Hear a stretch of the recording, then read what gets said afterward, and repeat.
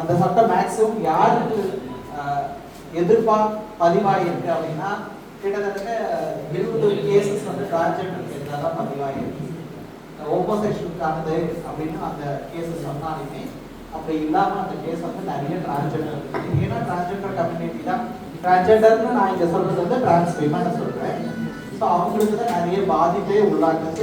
அதில் road race போதோ sex act பண்ணும் போதோ இந்த மாதிரி பிரச்சனைகள்லாம் இருந்தது. ஸோ அப்போதுலேருந்து இப்போ 2024 திஸ் இயர் வரைக்கும் லீகலி நான் தான் அந்த ட்ரை பண்ணிட்டு இருக்கேன்.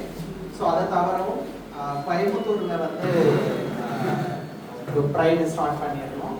கோயம்புத்தூர்ன்றது இன்னொரு டிஸ்ட்ரிக்ட், சென்னையை தவிர்த்து இன்னொரு டிஸ்ட்ரிக்ட்டு கிட்டத்தட்ட 6 வருஷமா 3 வருஷம் கல்வி அவங்க அந்த ப்ரைடு நடத்தியிருக்காங்க. 3 வருஷம் ஒரு தடவை வந்து விர்ச்சுவல், ஏன்னா கொரோனா பீரியடில் நடந்தது. ஸோ தவிரவும் இப்போ வந்து கண்டினியூஸாக கோயம்புத்தூர்லேயே ப்ரைடு நடந்துருக்கு.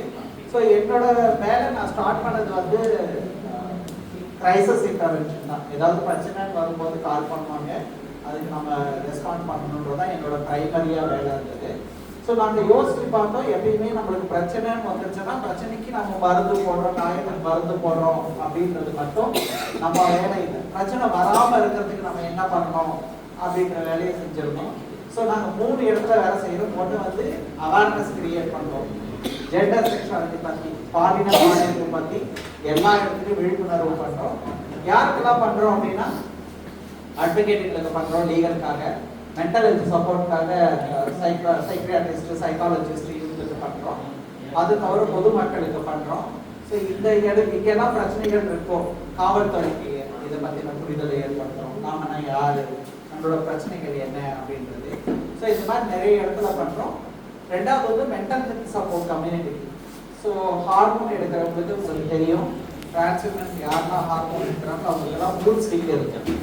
ஸோ ரொம்ப அக்ரெசிவாக சில சமயத்தில் பிஹேவியர் இருக்கும். ஸோ இதுக்கு காரணம் அவங்க எடுக்கிற ஹார்மோன். அது எல்லாருக்கும் தெரிஞ்சு எடுக்கிறாங்களான்னா இல்லை, யாருக்கும் தெரியறதில்லை. ஆனால் சில சமயத்தில் ஏன் நமக்கு வந்து ரொம்ப சூசைட் ஆகுறது, ஏன் நம்ம டிப்ரெஷன் ஆகிறோம் அப்படின்றதுக்கு ஸோ மென்டல் ஹெல்த் சார்பாக அதை நாங்கள் ஹேண்டில் பண்ணுறதுக்கான டீமுக்கு ட்ரைனிங் கொடுத்துருக்கோம். கம்யூனிட்டிக்கு பியர் கவுன்சிலிங் ட்ரைனிங் வந்து கொடுத்துருக்கோம். ஸோ மென்டல் ஹெல்த் சப்போர்ட் இருக்குது. அதை தவிர லீகல் சப்போர்ட். லீகல் சப்போர்ட்னா நிறைய கம்யூனிட்டிக்கு என்ன லீகல் இருக்குது, என்ன உரிமைகள் இருக்குது அப்படின்னு கம்யூனிட்டிக்கு சொல்கிறோம். இந்த மாதிரிலாம் நமக்கு உரிமைகள் இருக்குது, இதெல்லாம் நம்ம கேட்கலாம். உங்கள் மேலே கேஸ் போடுறதுனா அந்த டீட்டெயில்ஸை நீங்கள் கேட்க முடியும். எஃப்ஐஆர் பதிவு பண்ணுறாங்களா, இல்லை வெறும் டே புக்கில் வந்து என்ட்ரி போட்டு கேஸ் ஃபைல் பண்ணாமல் இருக்கிறாங்களா. ஸோ இந்த மாதிரி லீகல் பற்றின அவேர்னஸ் வந்து கம்யூனிட்டி மக்களுக்கு கொடுக்குறோம்.